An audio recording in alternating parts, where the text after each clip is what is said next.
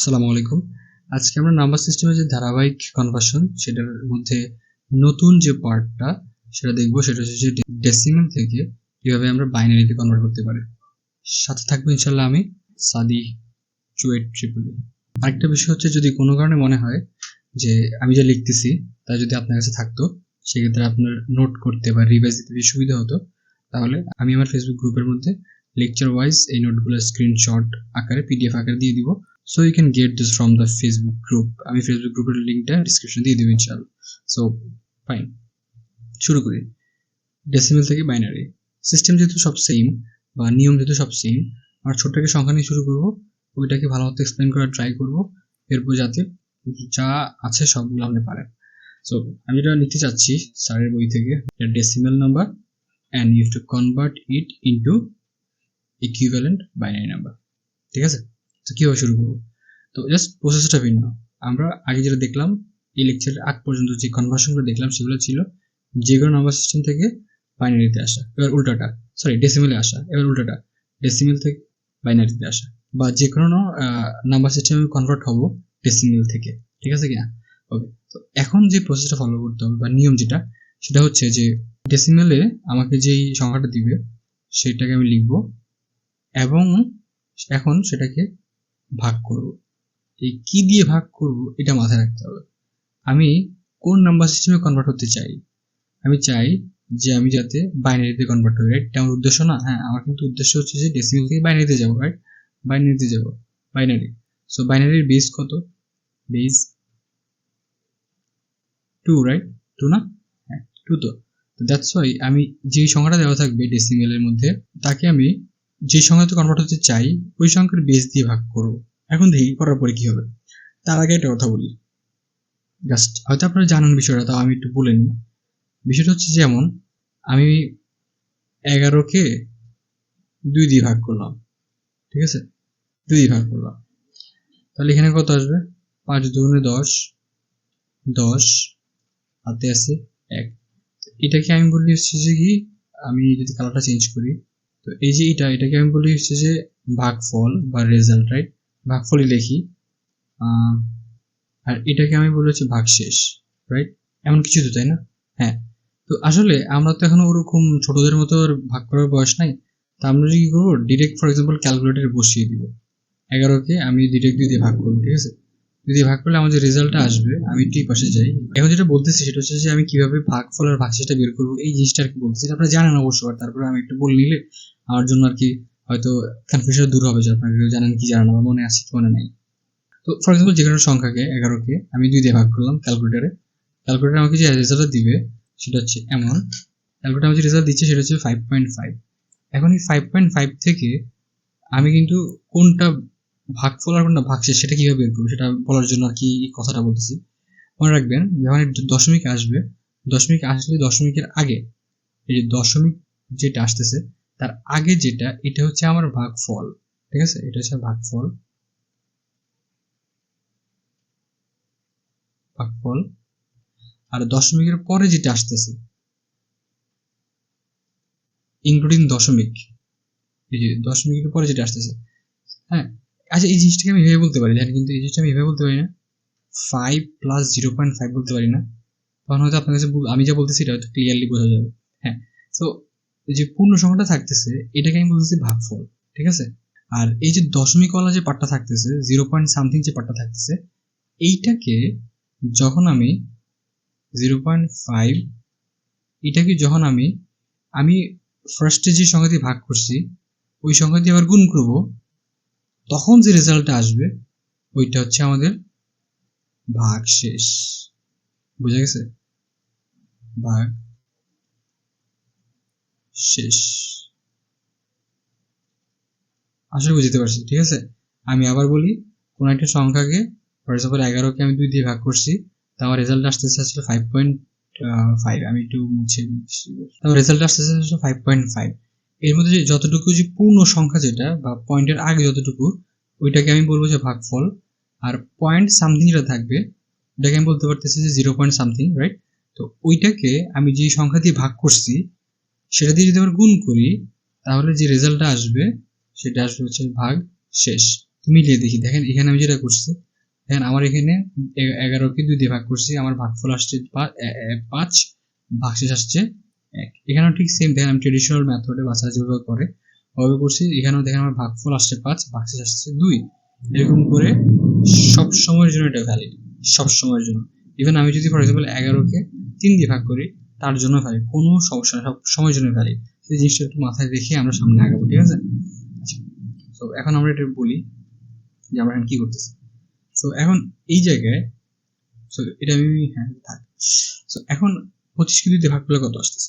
25 divided 2 আসতেছে হচ্ছে 12.5 আসতেছে, বুঝছেন? যে আমি লিখি 12.5 আসতেছে, 12.5।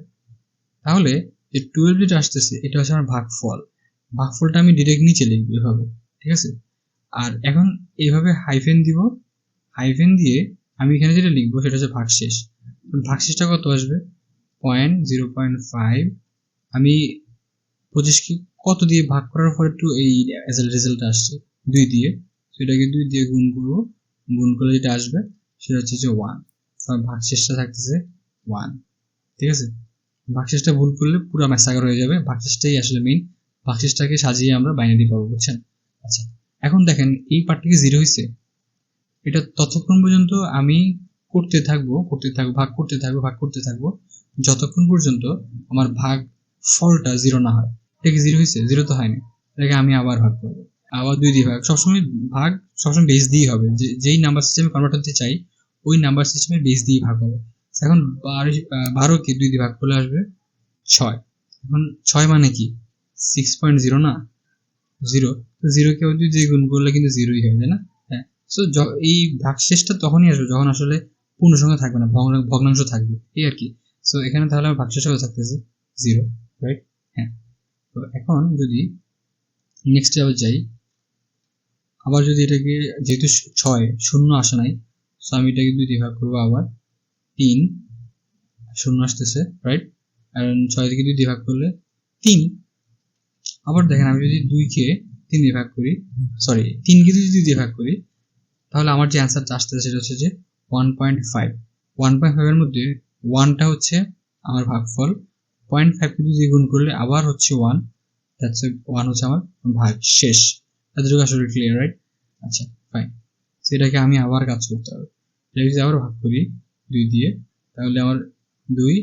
এখন দেখেন আমি যদি 1কে ভাগ করি 2 দিয়ে, তখন আমার অ্যান্সারটা আসতেছে 0.5। এখানে লিখলাম আমি 0.5। সো এখানে কি কোনো পূর্ণ সংখ্যা আছে? পূর্ণ সংখ্যা কিন্তু নাই, 0-র পরে কিন্তু পূর্ণ সংখ্যা নাই। হচ্ছে আমার রেজাল্টটা বা ভাগফলটা আসবে হচ্ছে 0। আর এই যে এই পার্টটা বা পয়েন্ট সামথিং যেটা, সেটাকে 2 দিয়ে 2 দিয়ে গুণ করলে আমি যেটা পাবো সেটা হচ্ছে 1। গুণ করে দেখতে পারেন, এটা হচ্ছে 1। এটা হচ্ছে আমার ভাগশেষ।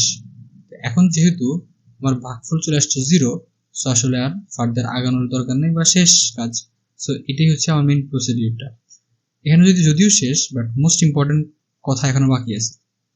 এটা হচ্ছে যে আমি এই যে নাম্বারগুলো পাইছি, হ্যাঁ, এই যে নাম্বারগুলো যেটা পাইছি, এটাকে আমি কিভাবে সাজাবো? এটাকে আমি সাজাতে পারি 2 ভাবে, ঠিক কিনা? একটা হচ্ছে যে এটাকে আগে ধরে মানে এরকম সাজাতে পারি না, এটাকে ফার্স্ট ধরলাম, তাহলে এটাকে আমি 1 0 0 1 1, বুঝছেন কিনা? মানে এটাকে আগে লিখলাম, তারপর এটা, তারপর এটা, তারপর এটা লিখলাম।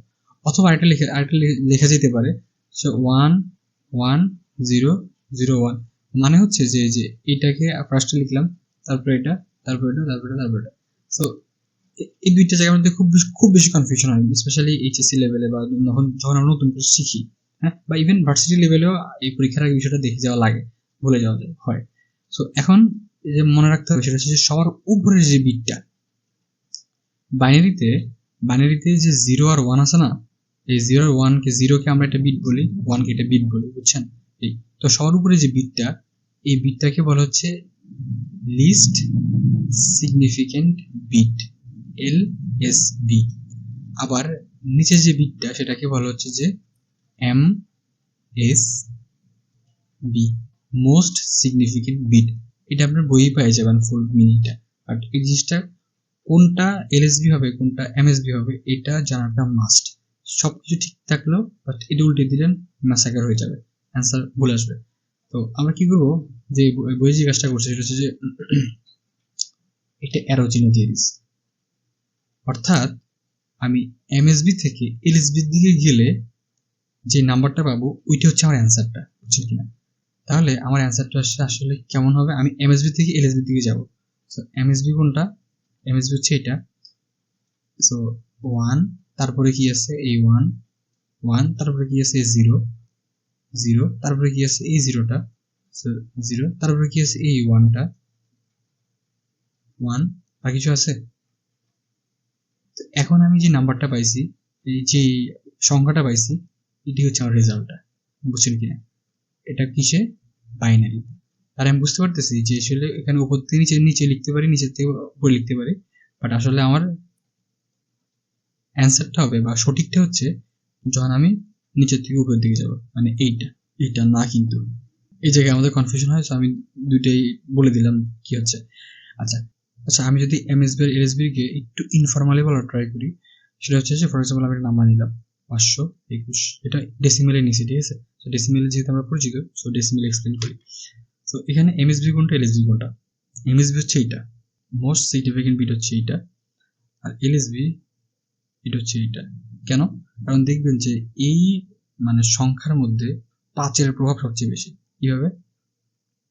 আমি এটাকে লিখতে পারি এভাবে, 500 প্লাস 20 প্লাস 1, দেখছেন? এখানে সবচেয়ে মানে শক্তিশালী কিন্তু 5, মানে 500, রাইট? 500 থেকে কিন্তু 5টা লিখছি আমি। এরপর হচ্ছে 20, তো 20 থেকে আমি 2টা লিখছি, এরপর হচ্ছে 1। এই জন্য আসলে এখানে 5কে এমএসবি বলা হইতেছে, এলএসবি বলা হচ্ছে 1কে। তো এখানে ঠিক সেম জিনিস আমরা যদি এলএসবি এবং এমএসবি কে ডিফাইন করতে পারি এখানে এই সিস্টেমের মধ্যে বা কনভার্সনের সময়, তখন কিন্তু জাস্ট এমএসবি থেকে এলএসবির দিকে সংখ্যাগুলো শুধু একটা একটা লিখে দিব, অ্যান্সার হয়ে যাবে, বুঝছেন কিনা? আর যদি এমএসবি এলএসবি এলোমেলো হয়ে যায়, সব মেসাক হয়ে যায়, ফর এক্সাম্পল এই যে ডেসিমেল যেটা এক্সাম্পল দিলাম, এটাকে যদি ব্যাখ্যা করি, এটাকে যদি ফর এক্সাম্পল ভুলে এমএসবি এলএসবি গুলাই ফেললাম, তখন কিন্তু অ্যান্সার উল্টা উল্টা লিখলে কি হবে, এই যে সরি 225 125 আসতেছে, এখন বলেন 521 আর 125 কি সেম জিনিস কিনা? ডেফিনেটলি না। সো এই আর কি, এমএসবি এলএসবি ডিফাইন করাটা বা মনে রাখাটা এতটাই ইম্পর্টেন্ট। সব প্রসেস ঠিক আছে, বাট এমএসবি এলএসবি এলোমেলো করে ফেললে জিরো। আশা করি এতটুকু ক্লিয়ার। তো এখন আমি যে এক্সাম্পলটা নিব সেটা হচ্ছে যে এক্সাম্পল 3। সো এখন ওইটা হচ্ছে যে আমরা যেটা শিখলাম সেটা হচ্ছে পূর্ণ সংখ্যা, অর্থাৎ 25, রাইট? পূর্ণ সংখ্যা একটা সুন্দর সংখ্যা, আর যদি আমাদেরকে দশমিক দিয়ে দেয়, ফর এক্সাম্পল 0.8, ঠিক করি 0.8125, এটা হচ্ছে এটার ডেসিমেল নাম্বার, এটাকে আমি কনভার্ট করতে হবে বাইনারিতে, বুঝছেন কিনা? তো এই ধরনের কিছু আমরা কিভাবে অ্যাপ্রোচ করতে পারি এটা দেখিনি। সো এই অ্যাপ্রোচ করার সময় আমাদের স্ট্রাকচারটা খেয়াল করি, সেটা হচ্ছে যে 0.125, সরি 8125, রাইট? হ্যাঁ, এটাকে আমি যেই নাম্বার সিস্টেমে কনভার্ট করতে চাবো তার বেস দিয়ে গুণ করতেই থাকবো, কতক্ষণ পর্যন্ত? যতক্ষণ পর্যন্ত আমার ভগ্নাংশ 0 না হবে। তো আমি এটাকে এখানে লিখব পূর্ণ সংখ্যা,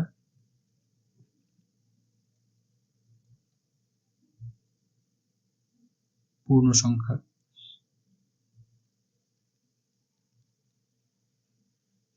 আর সরি আমি একটু চেঞ্জ করি, হ্যাঁ এই যে এখানে দাগ দিলাম, এখানে লিখব পূর্ণ সংখ্যা আর এখানে লিখব ভগ্নাংশ, বুঝছেন কিনা? হ্যাঁ, এখন আমি যেটা করবো, ভাগ করতে থাকবো যতক্ষণ পর্যন্ত আমার ভগ্নাংশ যে নিচে যে ভগ্নাংশ যে পার্টটা আছে এখানে 0 না চলে আসে। ওকে, শুরু করি বিসমিল্লাহ বলে। এখন এই যে সংখ্যাটা আছে এটাকে যদি 2 দিয়ে ভাগ করি, 2 দিয়ে গুণ করি, তখন দেখেন তো এটা আসে না 0.8125 যেটা, 2 দিয়ে গুণ করলে তোমার যে অ্যান্সারটা আসতেছে সেই অ্যান্সারটা আসতেছে এইটা, যে 1.625, বুঝছেন?